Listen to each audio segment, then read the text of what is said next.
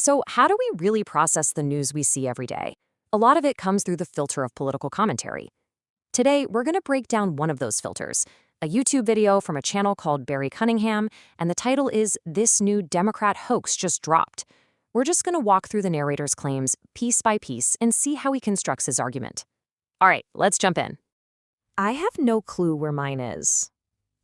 Okay, so the source video kicks off with this quote, totally out of context. You're immediately meant to ask, right? Who said that? What are they even talking about? And why, according to this video, is it such a big deal? While that line, I have no clue where mine is, that's our entry point into the video's first major argument. It's all about a debate over voter registration and what the narrator believes is a very suspicious, very coordinated message. So here's the setup. The whole thing revolves around a proposed law.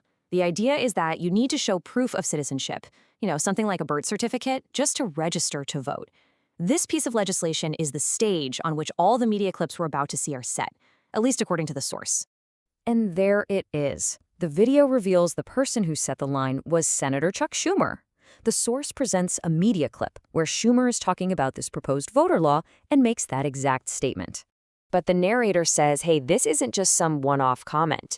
He claims that other big names he mentions, California Governor Gavin Newsom, MSNBC's Joe Scarborough, started making really similar statements about how hard it is to get your hands on an ID. And then the source starts connecting the dots, right? It leads out this list of people who supposedly all started saying the same thing. For the narrator, this just can't be a coincidence. He presents it as proof of a deliberate, coordinated messaging campaign. So this leads to the central question the source wants its audience to ask. Is this all a calculated political play?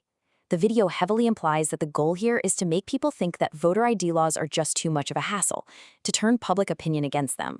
Okay, so after laying out that whole argument on voter ID, the video completely shifts gears. We're moving from domestic policy over to foreign policy. The narrator's next piece of evidence comes from a pretty tense discussion on the show Morning Joe about the U.S. strategy with Iran. So let's break down this TV segment as the narrator sees it.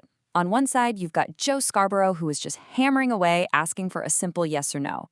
On the other side, you have Senator Schumer, who, instead of giving a direct answer, pivots. He starts talking about what might happen down the road and a supposed lack of a long-term plan. And the narrator of the video doesn't just show the clip, he jumps in with his own very blunt take. He frames the whole exchange not as a complex policy debate, but as something much more fundamental, a refusal to admit that an opponent could do anything right. Right, so here's the core of the analysis from the source's perspective. That whole pivot to a lack of a plan, the narrator argues it's a conscious rhetorical strategy. It's a way to dodge the question and, more importantly, to avoid conceding that any part of this military action might actually be a good thing. Okay, let's step back for a second. We've looked at two really different examples from the video, one about voter ID, one about foreign policy. So how does the narrator connect these two threads? What's the big idea that ties it all together? Well, the narrator has a specific word for it, gaslighting. Now, in the context of this video, he's using that term to describe what he sees as a political tactic. It's this idea of deflecting from a direct question to make the public question something that he presents as a simple, straightforward reality. And this all builds to the video's final, ultimate conclusion. The narrator argues that these examples, they aren't just isolated incidents. He claims they're a symptom of a much bigger problem. His thesis is that the Democratic Party, as he puts it, has nothing in their arsenal and has to fall back on these kinds of rhetorical strategies. And this is one of the final thoughts the narrator leaves his audience with. It really paints the political landscape in black and white, suggesting a fundamental and maybe even permanent disagreement on what's best for the country. It's a really stark statement that sums up his entire critical viewpoint. So, as we wrap up this breakdown, it really makes you think, doesn't it? When we watch political commentary like this, are we really analyzing the original news event, or are we analyzing the commentator's analysis? And how does that extra layer, that specific lens, end up shaping our own view of the world?